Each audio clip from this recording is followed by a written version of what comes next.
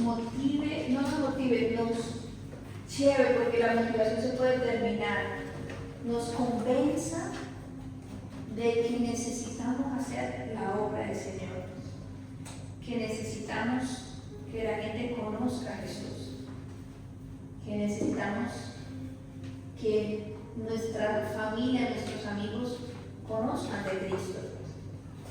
No es difícil cuando uno quiere. Se lo digo yo que llevo muchos años visitando. Cuando usted tiene amor por las almas, usted cualquier hora y en cualquier lugar del mundo, usted está haciendo la obra. Usted solo dígale, Señor, permíteme ser luz en medio de las personas que yo conozco.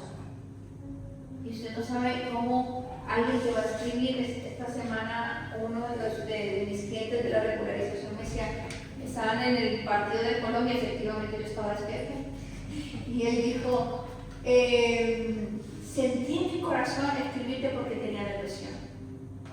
Y algo me decía, llámala, escríbele, porque yo sé que tú eres una mujer de fe, porque la gente ve lo que tú compartes, ¿no? El WhatsApp, Instagram es una radiografía un poco del día a día tuyo, de lo que tú eres, ¿no? Por eso nuestras redes sociales, todo lo que a usted le sale, lo que usted busca, y le hace como un algoritmo, ¿verdad? Nuestro WhatsApp es un algoritmo en lo que nosotros somos, reflejamos a la gente que nos tiene.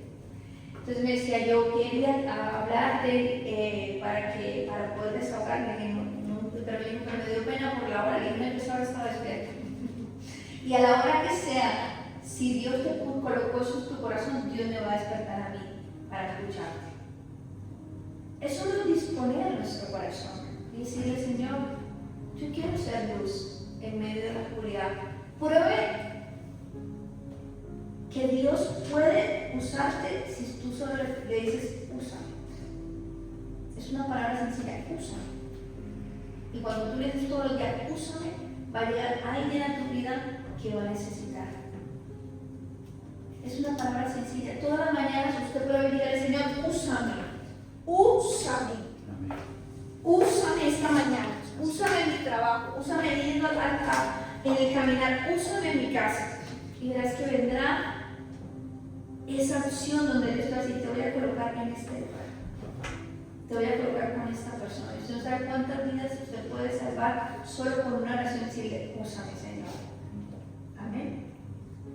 Hoy hablaremos sobre el carácter es identidad y es donde eres probado para ser promovido.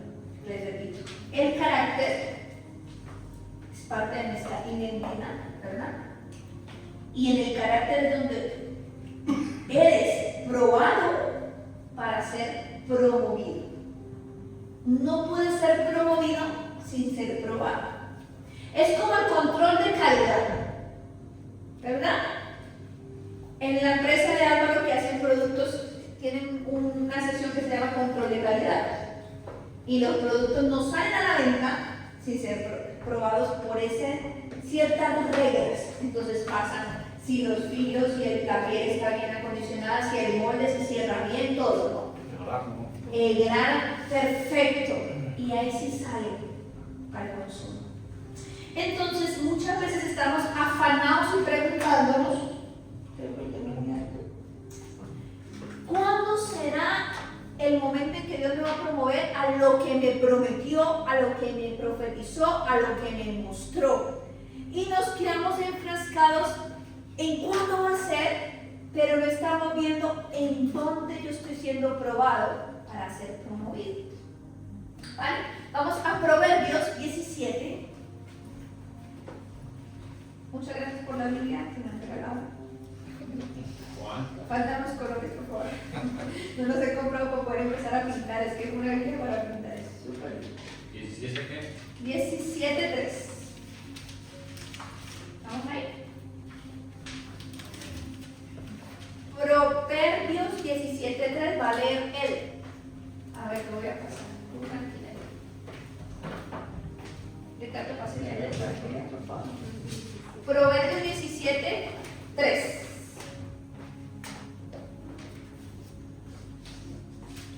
Pásale la Biblia a la esposa para que la lea desde la Biblia. ¿Ya está?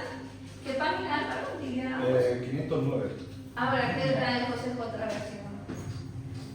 Levántate, de pie. Eso sí. Así te ves los guapos. Vamos. Leemos en el nombre del Padre, del Hijo y del Espíritu Santo. El crisol para la plata y la hornaza para el oro, pero Jehová prueba los corazones. Amén. En mi versión dice así. La voy a leer. El fuego prueba la pureza del oro y de la plata, pero el Señor prueba el corazón. Amén. ¿Qué es el carácter? El carácter es el conjunto de rasgos psíquicos, comportamientos y valores que determinan la forma de actuar de una persona, ¿verdad? Y este carácter se forja o se construye a lo largo de la vida por nuestra educación, nuestra cultura y las experiencias de vida van moldeando nuestro carácter. Una cosa es el temperamento, otra cosa es el carácter y otra cosa es la identidad. El temperamento es como usted nació. Es la semilla sembrada, el temperamento suyo es el conjunto de la semilla de sus padres y sus generaciones, como usted nació. Y les voy a explicar en un ejemplo. Dos gemelos nacen el mismo día, tienen rasgos físicos iguales, pueden a lo menos tener temperamentos iguales, pero caracteres distintos. El carácter es cómo ellos reaccionan ante las circunstancias. Uno puede tener dominio propio y el otro no tenerlo y ser explosivo. Entonces, el temperamento es la semilla y el carácter se forma con las cosas que van llegando a esa semilla, con lo que usted le va a echar a esa semilla. Eso va formando un carácter. Resulta, pasa y acontece que el carácter que nosotros tenemos antes de Cristo no nos sirve para poder hacer la obra y para llegar a ganar la gran carrera de la fe. Si ustedes han leído la historia de Pedro, Pedro era un hombre que al principio cuando conoció a Jesús, iracundo. Iracundo es una persona que se molestaba por todo. Ustedes vieron de Chosen, ¿no? Sí. Pedro era mal geniado, todo, ay, ustedes esto, lo otro, todo lo cuestionaba. Fue el que le preguntó a Jesús cuántas veces tenía que perdonar. Imagínense, le tenía una lista a cada uno. Bueno, Mateo, aguanta. Pero Jesús había puesto, yo ya claro que con Mateo ya friki morky, ya lo voy a tirar. Y Jesús le responde, 70 veces 7. Entonces yo creo que esa lista como que va. Pero es como que ya, ni para qué los apunto aquí porque Pedro tenía un temperamento muy fuerte. Era iracundo. Pero en el momento en que Cristo va apareciendo, se va forjando en él, vemos un Pedro al final de sus días, noble, compasivo con los demás, porque entendió que Jesús murió por almas y empezó a tener el corazón de Cristo. Ellos nunca entendían por qué Cristo era como era, porque no tenían el carácter de Cristo. Y siempre estaban cuestionando, pero a ver Jesús, si por este camino digamos más cerca aquí, pero nunca entendieron que él quería pasar por Samaria para encontrarse con la mujer del este. Porque los samaritanos también necesitaban, pero ¿saben por qué? Porque los judíos y los samaritanos no se llevaban. Entonces en ellos no estaba el decir, ¿por qué vamos a pasar por Samaria? ¿Para qué el maestro iba a pasar por Samaria? Pero en el carácter de Cristo, él quería que todos, y él quiere que todos seamos salvos. Él unió al judío y al gentil. Amén. Entonces, tenemos que entender que cuando llegamos a Cristo y hacemos la oración de fe, no es que ya somos un producto terminado, es que ahí es donde empieza nuestra transformación. Yo siempre, como directora de arte, dije, yo quisiera hacer una película cristiana donde no termine con que la persona recibe a Cristo, porque la mayoría de películas terminan ahí. Hizo la oración de fe y todos lloramos, ay, qué bueno. Yo quiero una película que empiece desde ahí, porque es ahí donde empieza la lucha y la verdadera transformación hasta ser completamente un producto terminado. El que empezó la buena obra la terminará en mí. Vemos un carácter como el de Pablo, era un asesino. ¿Qué carácter puede tener Pablo antes de Cristo? Sí, mataba cristianos. Y vemos un Pablo terminar sus días diciendo: he culminado la buena batalla de fe, por lo tanto me espera la corona. Vemos un Pablo que escribe cartas a la iglesia deseando, desgarrándose por las almas, diciéndole: yo quiero verlos a ustedes. Vemos un Pablo apasionado por la obra, que no le importó los latigazos que le daban, las veces que dormía. Él salía a la cárcel como si nada, como si no le hubiera hecho nada. Sigamos predicando. No fue el mismo que se tumbó del caballo y que vino a matar cristianos. Entonces, el carácter es lo que Dios quiere moldear para reflejar nuestra identidad. ¿Y cuál es nuestra identidad? Ser como Cristo, hijos de Dios. Pero el carácter que hoy tenemos no refleja esa identidad. Entonces es ahí donde Dios dice: te voy a meter en un horno y voy a subir la temperatura porque necesito probar tu carácter. Amén. Amén. Naces con un temperamento y forjas el carácter para reflejar una identidad, y esa identidad debe ser Cristo. Amén. Segunda de Corintios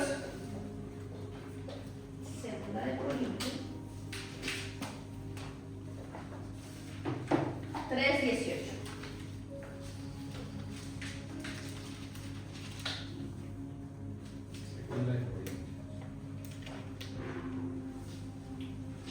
Segunda de Corintios 3:18. ¿Estamos? Amén. ¿8 qué? 99. 3:18. Yo quiero que usted entienda que en la prueba que usted está, en el horno que usted está, es necesario. No es que Dios está tardando, es que está probando su carácter, está subiéndole el fuego a eso, porque si usted no tiene carácter, la bendición lo puede aplastar y lo puede matar y lo puede apartar de la salvación. Y Cristo está a las puertas. Usted pone un pie fuera del camino del Señor y puede perder su alma. Entonces Dios está diciendo: no me estoy atrasando, estoy mirando que salgas aprobado para que la bendición no te aplaste. No sé usted qué está esperando, un trabajo, una casa, bueno, no sé lo que usted está esperando, pero lo que yo sí sé es que Dios todavía está formando su carácter para que la bendición no lo aparte, sino que lo acerque a Él. Amén. Segunda de Corintios 3:18 dice así: así que todos nosotros, a quienes se nos ha sido quitado el velo, podemos ver y reflejar la gloria del Señor. El Señor, quien es el Espíritu, nos hace más y más parecidos ¿a quién? A Él, a medida que somos transformados a su gloriosa ¿qué? Imagen. ¿Por qué se nos ha caído un velo? Porque cuando nosotros recibimos al Señor como nuestro Señor, nuestro Salvador, hay un velo que se quita. Hay un velo donde estamos diciendo: yo necesito y soy un pecador, y lo estoy recibiendo a Él. Solo los que se nos cae ese velo podemos ser transformados, porque solo los que hemos aceptado que Cristo entre podemos que Él transforme. Amén. Por eso no a todo mundo se le revela el cambiar su carácter. Por eso la gente dice: yo soy así de mala, así que me aguante, y este es mi carácter, ¿qué vamos a hacer? Y nace así, y algo torcido jamás su tronco endereza, y loro viejo no aprende a hablar, ¿y qué más? Así moriré. Y así moriré. Porque todavía está ese velo ahí. Y para el diablo, perfecto, así más rápido lo lleva. Pero para los que se nos ha caído el velo, que somos nosotros, el Señor nos ha quitado, pues el Señor es el Espíritu, y donde está el Espíritu del Señor, estoy en el 18. Así que todos nosotros, a quienes nos ha sido quitado el velo, podemos ver y reflejar la gloria del Señor. Verla y reflejarla. Yo la veo y la transmito, la reflejo en mí. Amén. El Señor, quien es el Espíritu, nos hace más y más parecidos a Él, a medida que somos transformados a su gloriosa imagen. Hay otra versión distinta que quiere leerla, Eli, que tu versión es diferente. Dice, así todos nosotros que con el rostro Descubierto. sin rostro descubierto reflejamos, como en el espejo, la gloria del Señor. Somos transformados a su semejanza con más y más gloria por la acción del Señor, que es el Espíritu. Por la acción del Señor. Eso quería escuchar. ¿Quién trae la prueba? El Señor. De gloria en gloria. Para que haya gloria tiene que haber prueba, porque la prueba produce gloria. No es que la gloria sea prueba, no. La prueba produce gloria. Entonces ahí nos está diciendo que es el Señor. La acción del Señor produce una prueba que me lleva de gloria en gloria. Entonces no pienses que es Satanás el que te ha metido en esa prueba.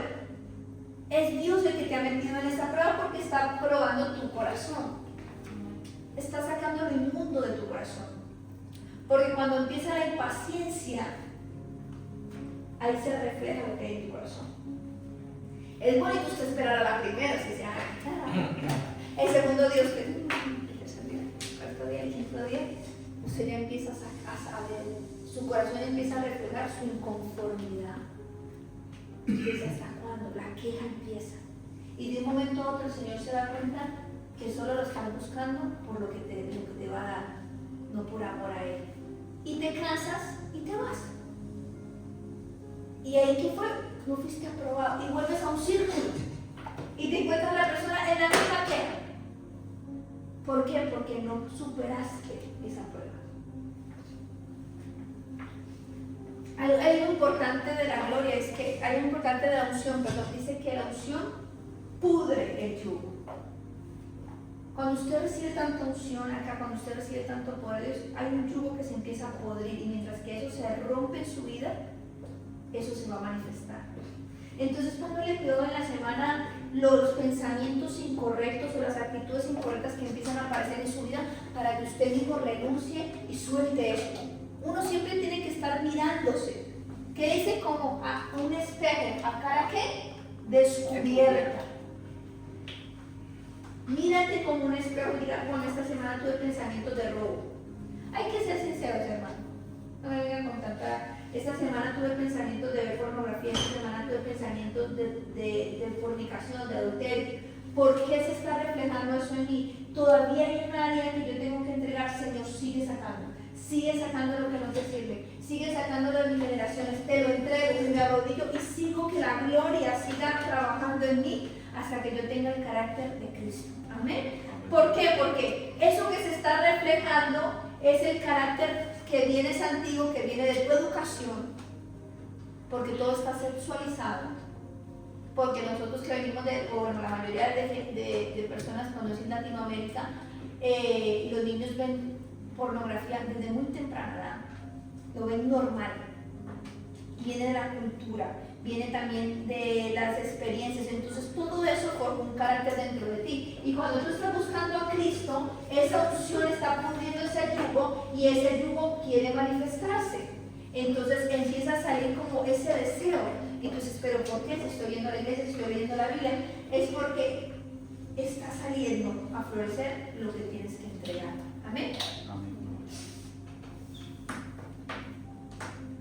Vamos a Santiago 1.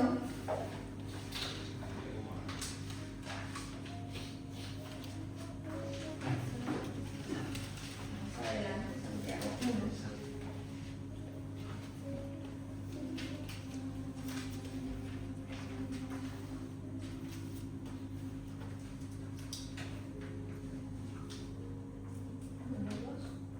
Uno, dos.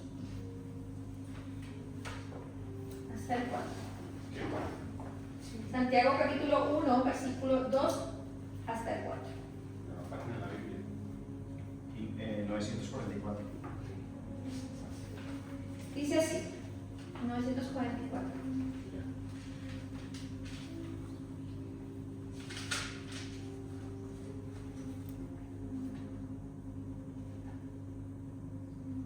¿Estamos? Amén. Amados hermanos, cuando tengan que enfrentar cualquier tipo de problemas, cualquier tipo de pruebas, considérenlo como un tiempo para alegrarse mucho, porque ustedes saben que siempre que se pone a prueba la fe, la constancia tiene una oportunidad para desarrollarse. Amén. Pero usted qué hace cuando se está probando otra vez, Señor, pues es que no me suelta, no me sueltas. Y ya quiere llamar, pero suéltame, Señor. Pero no estás entendiendo que estás en un aceleramiento y que las pruebas del Señor te está diciendo quiero entregarte ya lo que tengo para ti. Te estoy probando, te estoy probando, te estoy probando. Alégrate. Alégrate porque Dios ha puesto su mirada en ti. Si no pasará nada, preocúpese. Porque no hay, yo digo que todos los días uno tiene que aprender algo. Siempre les digo eso y les recalco que ustedes tienen que instruirse en muchas cosas. ¿No? Porque algún día siempre van a tener la oportunidad de hablar con alguien y directamente no hablar de Cristo, sino que usted tenga temas de conversación, que digan, oye, qué culto, que no sé qué, y en medio de ese tema de conversación, muy sutilmente aparece Cristo. Entonces aquí el Señor dice, alégrese, cuando su vida está así como de una tras otra, está siendo probada. Yo ayer hablaba con el pastor John y le decía, es que me viene una tras otra, y cuando estaba sacando este mensaje, entendí que estoy a puertas, estás a puertas de lograrte, está costando, pero ya está llegando. Amén. Entonces, créanme que el mensaje primero me llega a mí y me construye a mí para poderlo dar. Yo no puedo dar algo del cual yo no estoy siendo construida. Amén. Entonces, ¿qué dice Santiago? Estas pruebas producen en nosotros madurez espiritual, carácter y más parecidos a Cristo. ¿Usted qué va a hacer cuando venga la prueba? ¿Llorar? Va a alegrarse. Y va a decir, bueno, si estoy siendo probado en la paciencia, es porque mi carácter anterior, mi viejo hombre, era impaciente. Estoy aprendiendo de la paciencia y daré frutos en la paciencia porque tengo el Espíritu de Dios que es el que está haciendo la acción en mí. Lo leímos ahora, ¿no? ¿Quién hace la acción? El Espíritu de Dios. Las pruebas vienen porque Dios está en el asunto y no te da una prueba que tú no puedas soportar, eso lo dice la Biblia. Si usted estuviera en el mundo, cuidado, ahí se le viene una tras otra para matarlo. Pero cuando es de Dios, Dios sostiene. Job lo perdió todo. Y una persona en el mundo como Job no hubiera sostenido. Pero dice Job, Dios dio, Dios quitó. Bendito sea el nombre del Señor. Ahora cuando estamos con lo de Venezuela, yo vi un hombre que perdió sus hijas, perdió su esposa. Y él dijo, estoy contento porque se fueron con el Señor. Me duele porque pero se han ido con el Señor, están en el reino de los cielos. Y escucho testimonios de otros que no tienen esa convicción o no tuvieron esa oportunidad de que sus hijos fueran predicados en una depresión, que hasta uno llora del dolor de ver. Pero esa gente que dice que su familia partió, hubo otro que dijo, mi esposa murió en mis brazos y me dijo, voy para el reino de los cielos con mi abuela, cuídate. Él perdió a sus dos hijos, su esposa y a la abuela de su hijo. Y decía, estoy contento porque ella está allá y yo me voy a preparar para encontrarme con ella. Es muy distinto, son pruebas iguales, pero el Espíritu te sostiene. Cuando no está el Espíritu, esto te aplasta y puedes llegar hasta matarte. Hubo otro caso de una persona que se iba a tirar de un porque perdió su familia y un policía o una de estas rescatistas le dijo, Cristo te ama, le gritó y ella no se suicidó. Mire una palabra tan pequeña pero tan poderosa, decirle a alguien, Cristo te ama. Eso llega, porque a lo mejor nadie lo ama. Y dice que esa persona se bajó de ahí. Tenemos que entender que lo que está pasando a nuestro alrededor es porque Cristo está a la puerta. Dios no es un Dios castigado, que estás castigando a Venezuela. No, Dios es un Dios justo.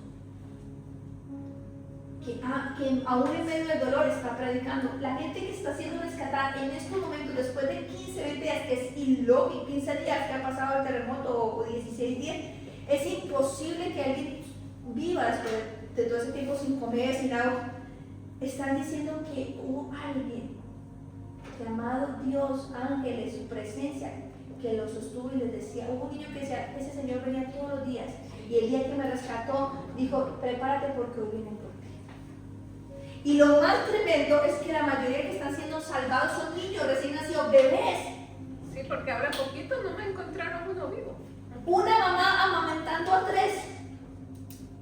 Solo el poder de Dios. Entonces vemos que en medio de lo que ve trágico, Dios está teniendo misericordia. Está mostrando su poder. Y esa gente está clamando porque se haga más gente viva. Y vamos a ver al final que lo que la ciencia es imposible, para Dios es posible. Porque aunque está esto que ya estaba estipulado y que tiene un trasfondo espiritual muy fuerte, dice que la misericordia de Dios es más grande. Porque si fuera por lo que Venezuela ha hecho, o por los pactos atómicos, o por lo que dice la palabra de Dios, hubiera desaparecido todo Venezuela. Pero Dios tuvo misericordia y la tendrá todos los días hasta que Él regrese. Por eso Él se está tardando en venir, porque está teniendo misericordia, porque quiere que todos se salven. Y por eso está formando nuestro carácter, porque sin carácter no llegaremos al final de nuestros días coronando la victoria, porque cualquier persona te puede estabilizar y perder tu salvación. La salvación es por gracia, pero se puede perder. Judas la tuvo cuando conoció a Jesús, pero no sabemos si fue salvo, porque la ambición le pudo más. Había algo en su carácter, en su cultura, que lo llevaba a robar. Y en vez de a cara descubierta permitir que la gloria de Dios lo cambiara, escondió su pecado y se dejó arrastrar por eso. Amén. Vamos a 2 de Corintios.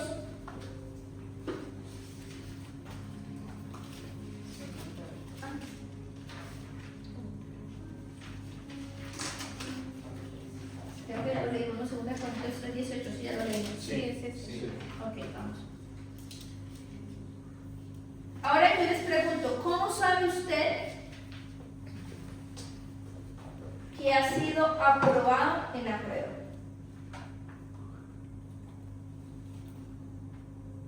¿Cómo puede saber usted que fue aprobado en esa prueba?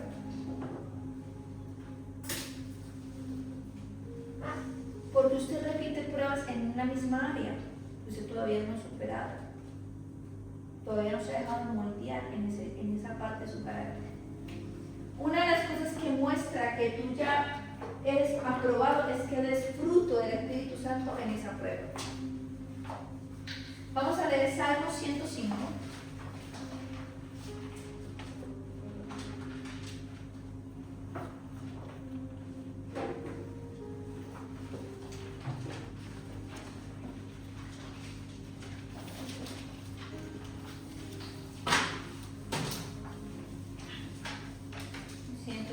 $476. 476.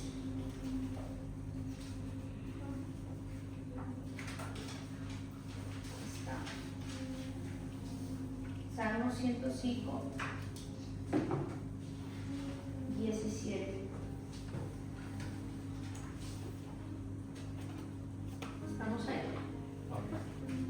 Dice así: luego envió un hombre a Egipto delante de ellos, a José, quien fue que, vendido como esclavo, le lastimaron los pies con grilletes y en el cuello le pusieron un collar de hierro. Hasta que llegó el momento de cumplir sus sueños, el Señor puso a prueba el carácter de José. Entonces el faraón mandó a buscarlo, lo puso en libertad, y el gobernante de la nación le abrió la puerta de la cárcel, y José quedó a cargo de toda la casa del rey y llegó a ser el administrador de todas sus posesiones. Con total libertad instruía a los asistentes del rey y enseñaba a los consejeros del rey.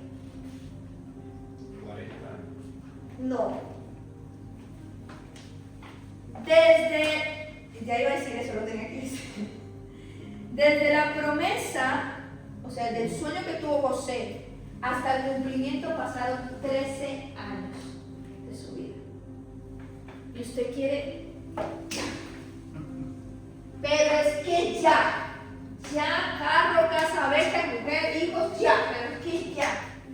Abraham esperó casi 80 años. Fue papá a los 90 y algo. Todo demanda un proceso, pero unos se demoraron más que otros a causa de que nunca entendieron las pruebas. José las entendió y vivió sus 13 años, porque vemos en la historia de José que José nunca se quejó, nunca maldijo a Dios y en medio de la prueba siempre tuvo al Señor. Pero vemos al pueblo de Israel que lo que eran 40 días se les convirtió en 40 años.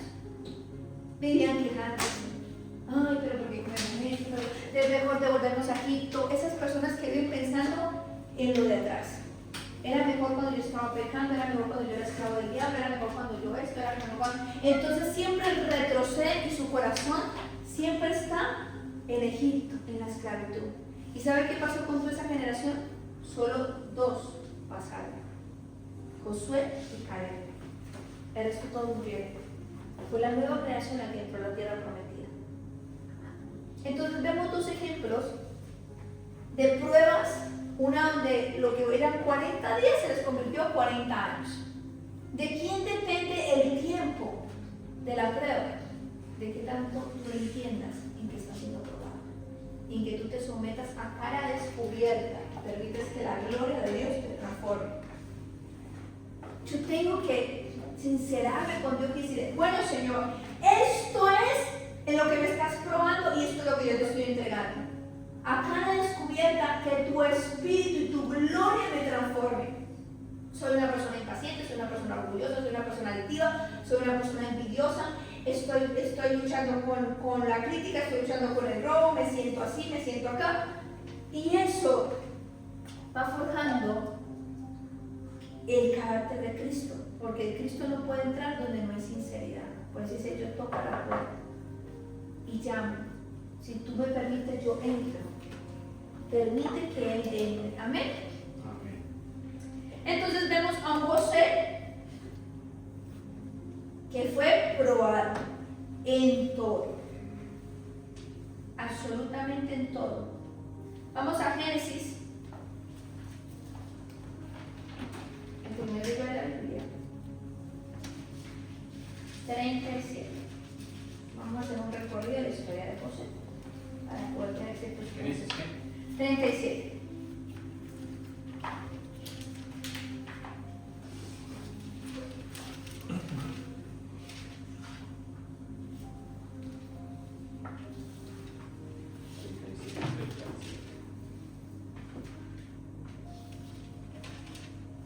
¿Estamos?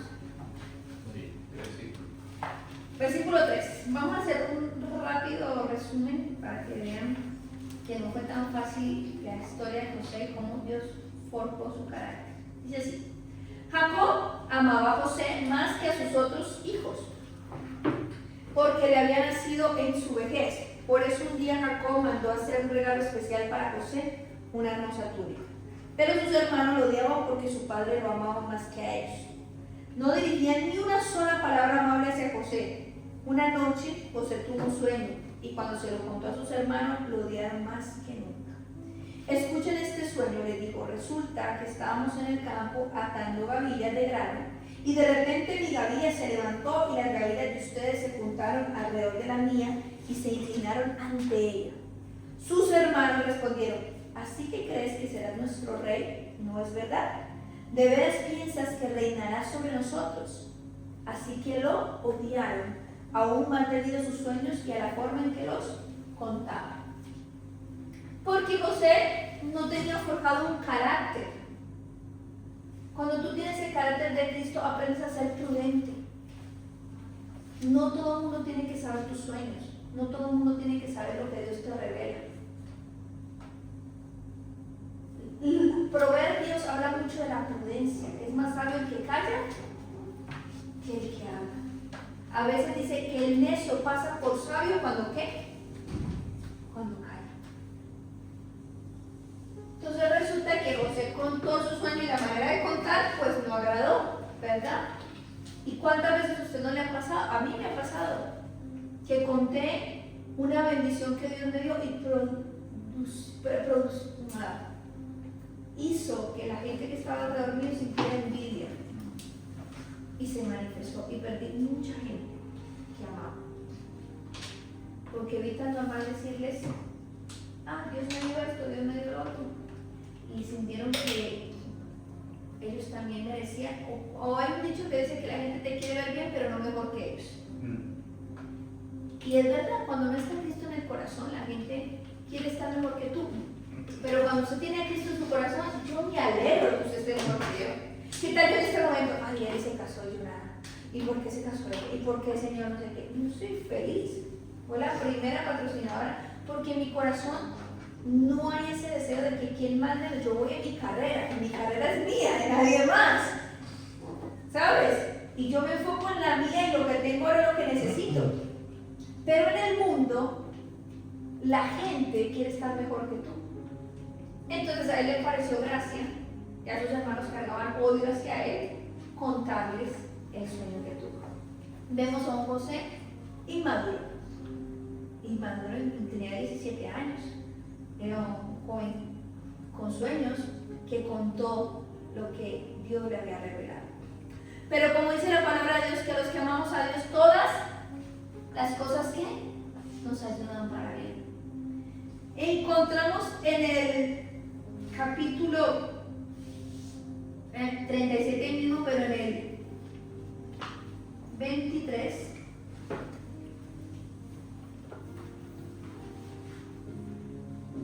ahí mismo el 37, 23 dice así: entonces cuando llegó José a sus hermanos le quitaron la hermosa túnica que llevaba puesta.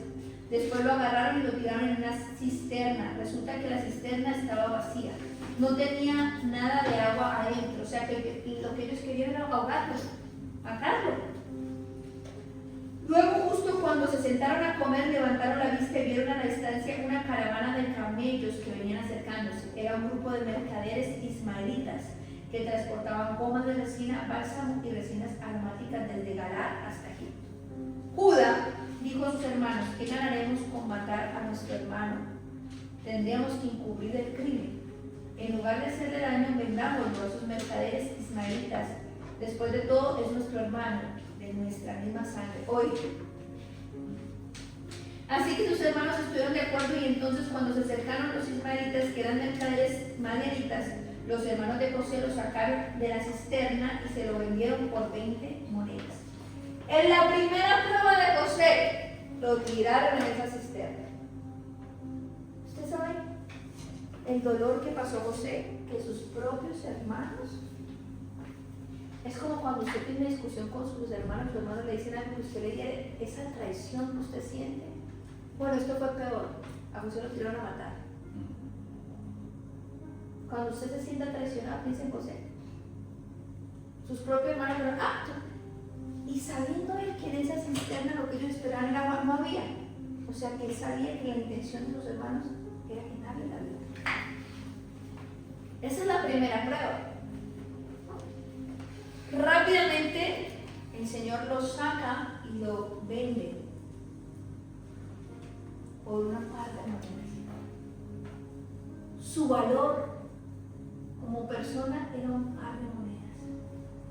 Dios estaba trabajando en el orgullo. Como cuando en esa prueba tú te sientes menos en la empresa, más el gato al gato. Y dice, pero ¿por qué, Señor? ¿Por qué a mí? Porque está forjando tu carácter, está formando tu carácter. Entonces resulta que lo vendieron. Dice así: por 20 monedas de plata. Tiempo después Rubén regresó para sacar a José de la cisterna. Cuando descubrió que José no estaba allí, se rasgó la ropa en señal de lamento. Este era el único hermano que tenía ganas de sacarlo. Luego regresó donde estaban sus hermanos y dijo lamentándose: el muchacho desapareció, ¿qué voy a hacer ahora? Entonces los hermanos mataron un cabrito, mojaron la túnica de José con la sangre y luego enviaron la hermosa túnica a su padre con el siguiente mensaje: mira lo que encontramos, esta túnica no es la de tu hijo. Su padre la reconoció y de inmediato sí, dijo, es la túnica de mico. Seguro que algún animal salvaje se lo comió y sin duda despedazó a José. O sea que fue del corazón de su padre desarraigado, de la persona que lo amaba. Después de todo eso, en el capítulo 39 nos encontramos que cuando los mercaderes ismaelitas llevaron a José a Egipto, lo vendieron otra vez a Potifar, un oficial egipcio que era capitán de la guardia de Faraón, del rey de Egipto. El Señor estaba con José. Escuchen esto. ¿Estaba vendido José? Sí. ¿Era un esclavo? Sí. Pero ¿qué dice el versículo 2? El Señor estaba con José. Por eso tenía éxito en todo mientras servía en la casa de su amo egipcio. ¿Qué quiere decir esto? Que en la prueba el Señor está contigo. Y aunque estás siendo el menos de la empresa, hay una gracia de Dios que está contigo y que te está permitiendo ser excelente en todo. No te rindas. Porque si el Señor está contigo, no es que tú vas a mandar por encima de otros sin ser probado. Es que te está dando la capacidad de soportar y de tener esa gracia. Entonces, ¿qué dice? El Señor estaba con José y José seguía siendo esclavo. La prueba no quita que Dios esté contigo. Dios nunca te va a dejar. Su promesa es: yo estaré con ustedes todos los días de su vida. No es que Dios me abandonó, es que Él está conmigo y está dándome gracia para yo superar esta prueba. Mientras servía en la casa de su amo, Potifar lo notó. Oiga, Potifar lo notó y se dio cuenta de que el Señor estaba con José y le daba éxito en todo lo que hacía. Era un esclavo, pero todo lo que él hacía era exitoso. Entonces el versículo 4 dice: y se agradó Potifar, quien pronto nombró a José su asistente personal. Lo puso a cargo de toda su casa y de todas sus posesiones. ¿Cuál fue el sueño de José? ¿Alguien me lo puede decir? ¿Cuál fue el sueño de José? Que iba a mandar, ¿verdad? Sobre sus hermanos. ¿Qué sucede aquí en la casa de Potifar? El Señor estaba con José y su amo no era tonto. Es como cuando tu jefe ve que tú eres más eficiente en todo, pues él quiere beneficios para su empresa, evidentemente. Y José pudo haberse negado y decir: ah, ¿yo por qué? Para usted, para engrandecer su riqueza. ¿Y qué gano yo? Porque ese siempre es el pensamiento de una persona que no ha renovado su mente y que no tiene el carácter de Cristo. Antes de tú gobernar, tú vas a tener que ser gobernado por otros. Y antes de tu cosechar, tú tendrás que sembrar. Lo que había en José, su capacidad de administrar, antes de administrar lo suyo, tuvo que administrarle a Potifar y dar frutos. ¿Qué tal José? Ah, no, de malas, Potifar, yo soy un esclavo más, ¿y por qué le tengo que hacer de más a usted? José entendía que estaba en una escuela de aprendizaje, siendo probado. No te quejes cuando te piden una milla extra.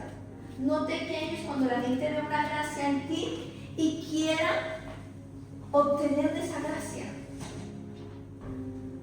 Porque Dios está probando tu corazón. Aquí dice que Potifar no vio a José, vio al Señor en José. La gente va a reconocer a un Cristo dentro de Dios. Este es el evangélico. A ti Dios te ayuda, a ti Dios te da gracia, tú eres diferente. No es que la gente reconoció a José como un Dios, reconoció que era Dios el que estaba agradando a José. A eso tenemos que llegar, no que la gente te idolatre a ti por tu talento, sino que conozca al que te dio el talento. ¿Y cómo hacemos que Dios sea reconocido en mi talento? Cuando yo me quito y le doy la gloria a Él. Cuando yo lo reconozco, cuando yo estoy en una de las cosas que yo siempre hacía en grabación, aunque estábamos en una productora cristiana, era que yo reunía a mi equipo y nos hacíamos equipo y yo le entregaba todo al Señor y le decía, Señor, aquí está, esta producción es tuya, este talento es tuyo, usa el maquillador, usa no sé qué, no sé qué, y siempre mi equipo fue sobresaliente en todo. Cuando yo me voy de Ecuador y dejo a mi asistente con los contratos que yo tenía, es lo primero que me dijo, yo aprendí de ti eso y cada vez que voy a una grabación, reúno mi equipo, hago equipo con ellos y le entrego al Señor. Siembras y dejas que otros vean en ti, a esta le funcionó esto y siempre era muy bueno en esto porque ella le entregaba el primer tiempo a Dios. No dije, es que mi talento, es que yo soy buena. Yo tengo muchos dones y talentos que claro que Dios me ha dado y honra a la gente. Porque dice que la fama para la gente honra lo que Dios ha puesto en ti. Pero yo determino mostrarle a los otros que si le dan la gloria a Dios, también puedes obtener la gracia de Dios. Que no es solo por mí, sino es la honra a Dios lo que permite que Él obre. Amén. Entonces, ¿qué dice? Eso agradó a Potifar, que pronto lo nombró como su asistente personal, lo puso a cargo de todas sus casas y sus posesiones. Desde el día en que José, oigan esto, quedó encargado de la casa y de las propiedades de su amo, el Señor comenzó a bendecir la casa de Potifar por causa de José. Cuando tú te dejas usar, esas casas, esos lugares donde tú estás, están siendo prosperados. El carácter de José estaba siendo forjado. Porque si fuera envidioso, hubiera dicho, no, es que el sueño que yo tuve era que yo mandaba, no que yo le hacía riqueza a otro. José se alegró de que desde que él llegó a la casa de Potifar empezó a prosperar. No puedes recibir sin sembrar. Cuando Dios te pone a sembrar en gente que es empresaria, hay gente que tiene negocios y tú siembras tu servicio, estás recibiendo de ese mismo don que esa persona tiene. Por eso para mí es importante honrar a hombres de Dios. Siempre que voy a un evento y admiro lo que un hombre de Dios está predicando, siempre doy una ofrenda porque sé que lo que carga esa persona donde yo siembro, voy a cosechar. Es buena tierra.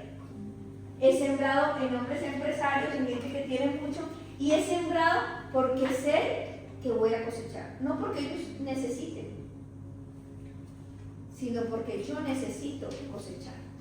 Por eso hay un versículo que dice, es mejor dar que recibir. Y nosotros siempre estamos esperando, dame. Dios trabaja distinto al razonamiento humano. ¿Pero por qué me está pidiendo? Porque sabe que entre tu siembra sea más grande, tu cosecha será el doble.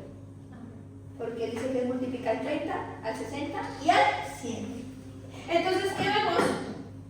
A un José envidioso, a un José que se queja porque le tocaba más trabajo que otros, a un José que decía, Señor, pero mira, yo soy un esclavo y tú estás bendiciendo lo que está alrededor mío y yo sigo aquí siendo esclavo. Y el sueño fue que yo gobernaba. No. Dice así, ¿cierto? Día tras día, estamos aquí, ¿en cuál vamos? Todos los asuntos de la casa marchaban bien y las cosechas y los animales que prosperaron. Pues Potifar le dio a José total y completa responsabilidad administrativa sobre todas sus posesiones. Con José a cargo, Potifar no se preocupaba por nada, excepto que iba a comer.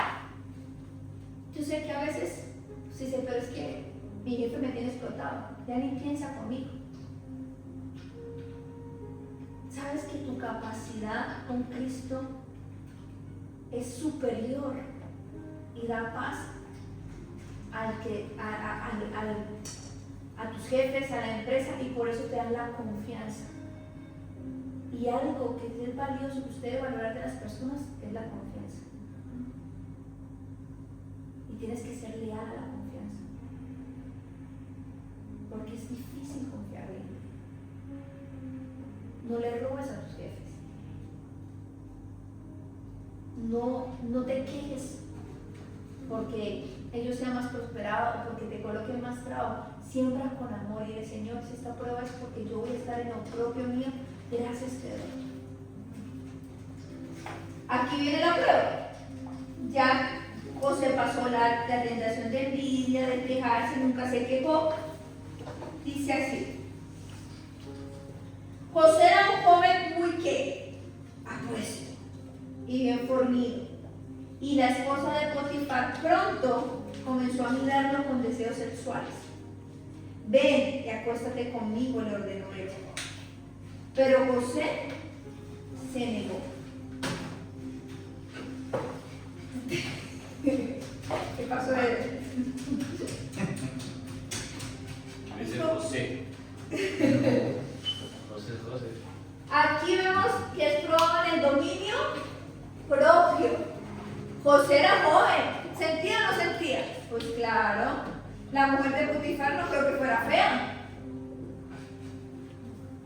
Mire, le contestó, mi amo confía en mí y me puso a cargo de todo lo que hay en su casa. Nadie aquí tiene más autoridad que yo. Él no me ha negado nada, con excepto de usted, porque es su esposa. ¿Cómo podría yo cometer semejante qué? Maldad. Sería un gran pecado contra Dios. Mire, José muestra el temor a Dios. Sería un gran pecado contra Dios. Día tras día ella seguía presionando a José, pero él se negaba a acostarse con ella y la evitaba tanto como podía. Cierto día, sin embargo, José entró a hacer su trabajo y no había nadie más allí. Y ella llegó, lo agarró del manto y le ordenó: vamos, acuéstate conmigo. José se zafó de un tirón, pero dejó su manto en manos de ella al salir corriendo de la casa. Cuando ella vio que tenía el manto en las manos y que él había huido, llamó a sus siervos enseguida. Todos los hombres llegaron corriendo. Mire, dijo ella, mi esposo ha traído aquí a este esclavo hebreo para que nos deje en ridículo. Él entró en mi cuarto para violarme, pero yo grité. Cuando me oyó gritar, salió corriendo y se escapó, pero dejó su manto en mis manos. Ella se quedó con el manto hasta que su esposo regresó a la casa. Luego le contó su versión de lo sucedido. Y ese esclavo hebreo que trajiste a nuestra casa intentó entrar y aprovecharse de mí, pero cuando grité salió corriendo y dejó su manto en mis manos. Era una realidad que el manto estaba en las manos. Todo apuntaba a que José la había querido violar. Imagínese usted, José, pasó la prueba, tuvo dominio propio y lo culpan injustamente. Otra prueba encima. De vez de Dios decirle, oh José, qué bueno eres, ya, pasa, ¿qué puedes? Le mandó una más. Era una realidad que el manto estaba en la mano de la esposa de Potifar, sí, pero era una mentira, no era una verdad. A veces tenemos una realidad en nuestra vida, pero no es la verdad lo que Cristo ha dicho en nosotros. A veces estamos siendo calumniados, estamos en la pobreza, estamos en la escasez, estamos siendo burlados, ultrajados, pero no es la verdad. Y cuando algo es una realidad, pero no es mi verdad, yo sigo creyendo en la verdad, que es Cristo. Resulta que José no se quejó, no se defendió, y automáticamente, ¿qué dice? Potifar se enfureció cuando oyó el relato de su esposa acerca de José. Entonces agarró a José y lo metió en la cárcel donde estaban los presos del rey, y José quedó allí. Vean pues, tirado en una cisterna, rechazado por sus hermanos, vendido 2 veces, calumniado, se fue a la cárcel como violador, ni siquiera como ladrón, violador, una etiqueta fuerte para un hombre íntegro, que no se quiso acostar con él y al final salió siendo violador. Porque hacer lo bueno y hacer lo correcto delante de Dios no es que de una vas a tener violadores. No. La Biblia dice que a veces lo bueno le dicen malo. Él hizo lo bueno y produjo algo malo. Usted no escucha a la gente que dice, ¿de qué sirve ser bueno? Porque le vino otra prueba cuando es bueno en una acción. Y no soportó, y esa persona que dice, ¿qué dice tú ser bueno? Si yo fui bueno con fulanito, con su talento, y de nada sirvió. No aguantaste la prueba. Vamos otra vez al 21, dice, pero el Señor estaba con José en la casa. Le mostró su fiel amor. Qué raro el amor de Dios, ¿verdad? ¿Cómo me va a mostrar su fiel amor aquí en la cárcel? Así es el Señor. Porque tú crees que el amor es en todo color de rosa. Pero ¿qué dijimos cuando se casó Álvaro y Eli? En la alegría y en las pruebas. Dios te ama y es fiel en todo. No puedes decir que solo Dios te ama cuando todo es fiesta y baile. Cuando estás en la prueba, su fiel amor también se revela. Solo que tú tienes los ojos vendados y solo estás viendo el problema. No estás viendo la fidelidad de Dios. No estás viendo el amor de Dios. Entonces el Señor hizo que José fuera el preferido del encargado de la cárcel. Y poco después el director puso a José a cargo de los demás presos y todo lo que ocurría en la cárcel. El encargado no tenía de qué preocuparse otra vez, porque José se ocupaba de todo y el Señor estaba con él y lo prosperaba en todo. Otra vez José ayudando a los demás y otra vez viendo prosperar algo que no era suyo. ¿Cuántas veces te ha tocado servir a uno, servir a otro y todavía no ver lo que Dios te prometió? Estaba en la cárcel. Pasado un tiempo, el jefe de los coperos y el jefe de los panaderos del faraón ofendieron a su señor el rey, y el faraón se enojó con esos dos funcionarios y los puso en la cárcel donde estaba José, en el palacio del capitán de la guardia. Ellos permanecieron en la cárcel durante mucho tiempo y el capitán de la guardia los asignó a José, quien se ocupaba de ellos. Una noche, mientras estaban en la cárcel, el copero y el panadero del faraón tuvieron cada uno un sueño, y cada sueño tenía su propio significado. Cuando José los vio a la mañana siguiente, notó que los dos parecían preocupados. ¿Por qué se ven tan preocupados hoy?, les preguntó. Anoche los dos tuvimos sueños, contestaron ellos, pero nadie puede decirnos lo que significa. Vemos otra vez a José sirviendo, preocupándose por los demás. La interpretación de los sueños es asunto de Dios, respondió José. Vamos, cuéntenme lo que soñaron. José todavía estaba en la cárcel presto a servir. En la prueba es donde vemos tu verdadero servicio, y en la prueba es donde tu don se afina más. Aquí José no dijo, ay no Señor, pero aquí en la cárcel y escuchar el problema al otro, escuchar los sueños a otro, cuando ni siquiera he podido encontrar respuesta a mi sueño, cuando el mío de ser el que manda, estoy metido en una cárcel. José no se puso a pensar en él. José le dijo, venga, vamos, cuéntame. Voy a usar mi don para ustedes. A lo mejor José decía, bueno, en mí no ha funcionado porque estoy aquí en la cárcel, pero no voy a dejar de hacer lo que Dios me mandó a hacer. Y para hacerle corta la historia, dice que José les contó, ¿verdad?, lo que significaba. Y al final dice, el 22, espérate.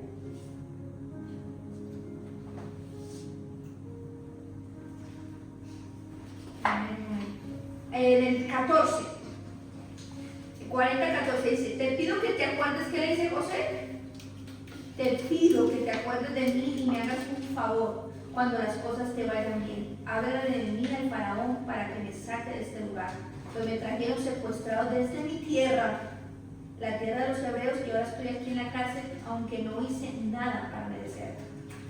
Cuando el jefe de los panaderos vio que José había dado una interpretación tan positiva del primer sueño, le dijo José, yo también tuve un sueño. Y ahí le cuenta el sueño y pues ahí se dan cuenta que ese sueño no fue tan bueno. Y José igual le interpreta el sueño.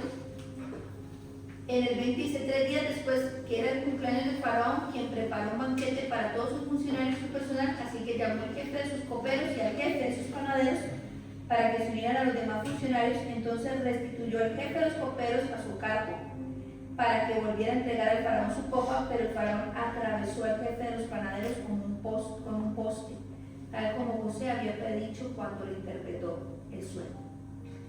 23. Sin embargo, el jefe de los coperos del faraón se olvidó de José por completo.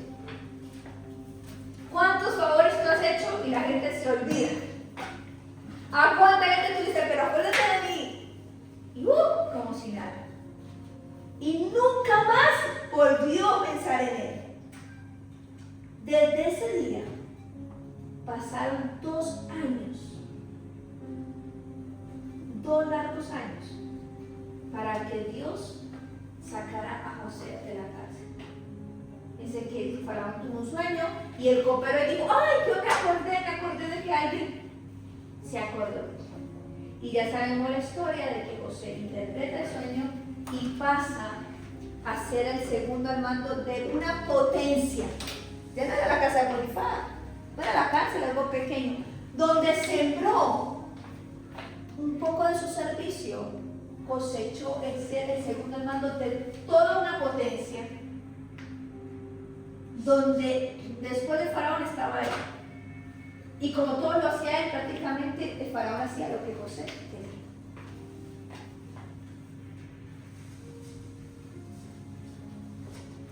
¿Qué pasa después? En la tierra de él, en los hebreos, hay una gran hambre y sus hermanos van a buscar comida a Egipto y se encuentran con un José que no reconocieron cuando lo vieron. Porque cuando Dios prueba tu carácter, prueba tu corazón, eres cambiado completamente. Totalmente. ¿Cómo era posible que sus hermanos no pudieran reconocer que era su hermano? Eso pasa cuando tú eres tan cambiado. La gente dice, no puedo creer lo que seas tú el que me está hablando. Porque la gloria te transforma a parecerte a Él. Y cuando tú te pareces a Cristo, todo en tu vida es cambiado. Entonces sus hermanos no lo reconocen y estaba la oportunidad para José vengarse de sus hermanos. Ahora sí, ¿quién los va a tirar a la cisterna? Ahora sí, venga, que ya soy más grande y más fornudo, ya comí más. ¿Y tuvo la oportunidad José? La tuvo. Y esa es la prueba mayor que Dios estaba haciendo en José, en el perdón. Porque todo lo que sufrió fue porque sus hermanos lo tiraron a la cisterna. Y ahí empezó el sufrimiento. La prueba más grande de formar el carácter, como hablábamos hace 8 días, es en el perdón. Cuando empiezas a saber perdonar. Amén. ¿Y qué sucede después de eso? Vamos a el capítulo 43. 45.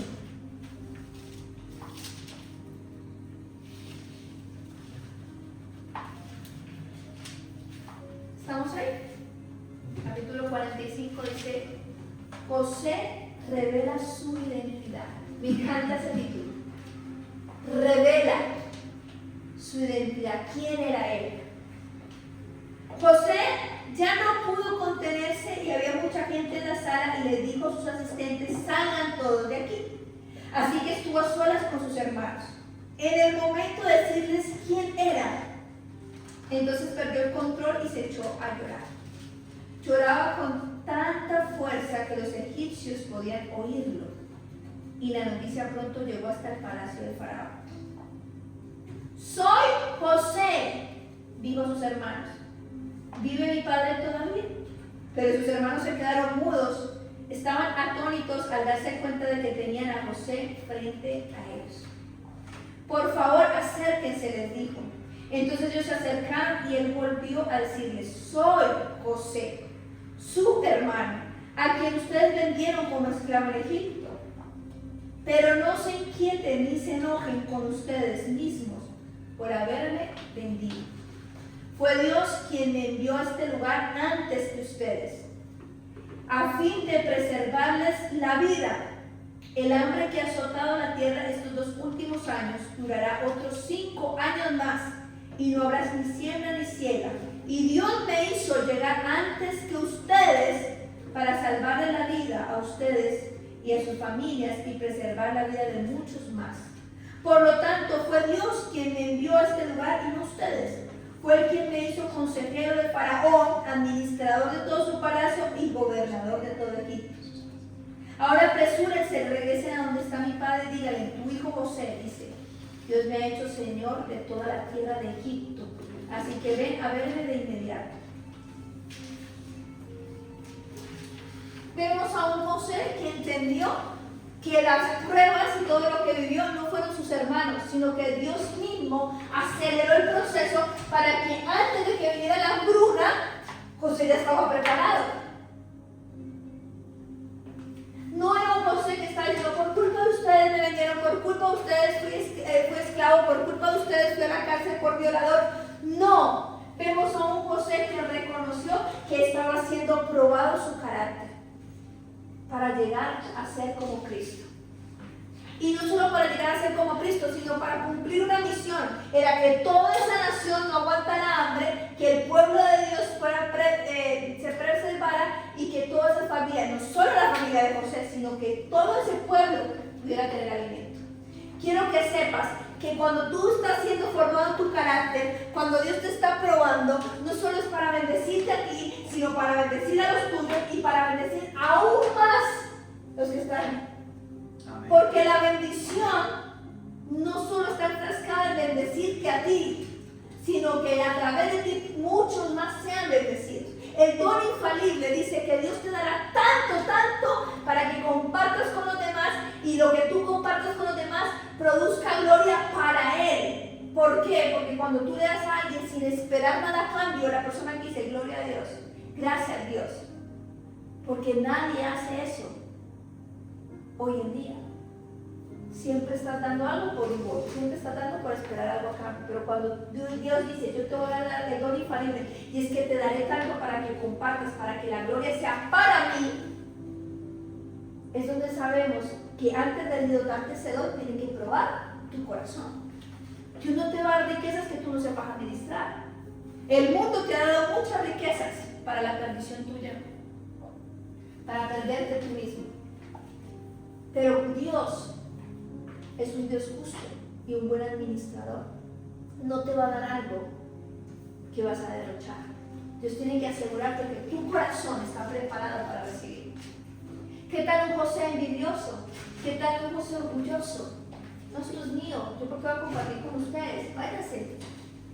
Vemos un José que ama al pueblo, un José con un corazón íntegro, un José que reconoce que todo lo que sufrió no es solo para bendecirse él y vanagloriarse él y echarse flores él, sino un José que reconoció que podía compartir lo que recibió a causa de su sufrimiento con los demás. Y es ahí donde tenemos el carácter de Cristo, porque sabes una cosa, la gloria que tú me diste, yo la comparto con ellos, dijo Jesús. Jesús se despojó de su gloria para venir a darnos el perdón, para entregarse, y al entregarse nos devolvió la gloria. Nos devolvió el estar con el Padre. Y es ahí donde podemos ser formados a través de Cristo. Yo no creo que Dios te quiera dar algo para que tú te concentres en ti mismo, yo, porque Dios no es un Dios individual. Dios es un Dios que trabaja individualmente para bendecir grupalmente. Dios tiene una relación individual contigo, pero no solo para ti, sino para bendecir a los de alrededor. Porque la relación que Él tiene contigo hace que tú tengas el carácter de Cristo y puedas bendecir a los demás. Y te puedas expandir y te puedas quitar el yo y decir nosotros, mi casa, mi familia, mis hermanos, mi empresa, mis compañeros de trabajo. Ahora dime en qué estás siendo probado y en qué punto estás para ser promovido a lo que Dios quiere para ti. ¿Será que estás preparado para la riqueza? ¿Será que estás preparado para una casa? ¿Será que estás preparado para ser promovido en el trabajo? ¿Será que estás preparado? ¿Será que el carácter de Cristo está totalmente formado en ti? ¿O estás en ese horno con un fuego alto para poder ser promovido? no te quejes de la prueba. ¿Qué dice Santiago? Alégrense cuando estén siendo ¿qué? Probados. Cuando hay gozo en tu corazón por las pruebas, es que has madurado espiritualmente. Cuando hay queja, hay retraso. Y cuando hay retraso, te devuelves al mundo. Porque tú te empiezas a quejar, pero otra vez esto, pero otra vez trabajar, pero esta casa, pero es que no sé qué. Cuando yo empecé a ser agradecida por Parla, esa cueva que estábamos, de un momento a otro Dios nos promovió. Y llegó Ricardo y decimos, ya tenemos piso. Pero mientras yo estaba en la queja, en la frustración, no pasaba nada. Entender que Dios tenía un propósito ahí en ese piso, que dejamos la gloria de Dios, que algo tenía que en esa prueba nosotros hacer para ser promovidos. Amén. Así que vamos a orar y vamos a decirle, Señor, perdónanos porque nos hemos quejado de la prueba, porque éramos ignorantes de que la prueba lo que está hablando es que tú estás acelerando los tiempos para mí. Y te doy gracias por la prueba, gracias por la paciencia que estás produciendo en mí. Gracias porque si no fuera por la prueba yo ya estaría perdido. Gracias por sostenerme cada día. Y te pido que el carácter de Cristo sea forjado en mí todas las veces que sean necesarias hasta que yo sea totalmente, juntamente con Él, uno solo. Como dijo Pablo, es necesario que yo venga para que Él crezca. Padre, te damos gracias por tu palabra, por tu amor, por tu fidelidad. Gracias por esta mañana tan preciosa, porque tu palabra es conocimiento y el conocimiento nos hace libres. Gracias porque hoy mis ojos se quitaron un velo y puedo entender que la prueba no es una condena para mí, no es que tú me odies, no es que tú estás encimado conmigo, no es que tú estés enfadado conmigo, solamente estás formando un carácter sólido que dice que soy una identidad y tengo la identidad de Cristo, y para poder tener identidad tengo que reaccionar como un hijo de Dios. Gracias, Señor, gracias por las pruebas, gracias, Padre, porque me gozo en la prueba, porque eso quiere decir que tú tienes un plan conmigo, que no me has olvidado y que tus planes conmigo todavía están siendo vigentes y que estás acelerando el proceso, que estás metiendo acelerador, Señor. Gracias, gracias por ese horno de fuego. Gracias por las calumnias que se levantan. Gracias porque aunque no entiendo lo que está pasando, gracias por el rechazo. Gracias, Padre, por la desilusión. Gracias, Señor, por las veces que la gente se ha levantado en contra mío. Gracias, Padre, por el trabajo que me diste, Señor. Gracias, Señor, porque estoy sirviendo a otros, pero estoy sembrando, Padre, porque lo que tú prometiste para mí es grande, Señor, y no me cansaré de sembrar y no me cansaré de dar, porque es mejor dar que recibir. Gracias, Padre, porque mis manos pueden bendecir a otros. Gracias porque mi trabajo puede bendecir a otros. Gracias, Padre, porque mi trabajo es tan confiable que mis jefes están tranquilos, Señor, porque saben que yo hago todo con excelencia. Saben de que tu gracia y tu favor me acompañan, que me has dado la capacidad para desarrollar todo cuanto me he propuesto. Gracias porque tu Espíritu está ahí, Señor, dándome el favor y la gracia en medio de la tribulación, en medio de la prueba. Gracias, Señor, porque confío completamente en ti. Padre, forma, Señor, el carácter tuyo en cada uno de nosotros. Fórmanos a tu imagen, moldeanos a tu imagen, Señor, y que cada día seamos iguales a ti, Señor, que nos parezcamos más a ti, que cuando nos vean nuestra familia sepan que hay una nueva identidad en nosotros y eres Cristo Jesús. Esa es la identidad que me pertenece como hija, y para esa identidad yo tengo que dar frutos en mi carácter, porque en mi carácter es mi manera de proceder en cada circunstancia. Te doy la gloria, la honra, la alabanza a ti, Señor. Gracias porque tú eres bueno, gracias porque tú eres fiel, gracias porque ninguna arma forjada contra mí prosperará. Bendecimos este domingo con toda bendición del norte, del sur, del oriente, del occidente. Te damos gracias, Señor, y ponemos delante de ti nuestra vida para esta nueva semana, nuestro trabajo, nuestra familia, nuestros hijos, nuestros esposos, Señor, nuestras esposas, Padre amado, en tus manos, Señor. Manda a tus ángeles, arcángeles alrededor nuestro, guardando nuestra entrada y nuestra salida. Que hoy sea un domingo glorioso, poderoso, el comienzo de una nueva actitud para el medio de la prueba, Señor, porque no nos tardaremos como el pueblo de Israel, tan en la torpeza, en la queja, Señor, sino que veremos la promesa, Señor, en cada prueba y agradeceremos por la prueba, Señor. porque estamos siendo probados y no seremos avergonzados. Gracias te damos en el nombre de Jesús. Amén y amén.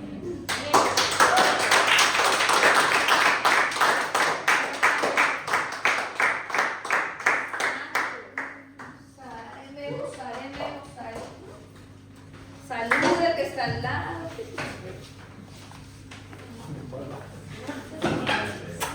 Mateo 4.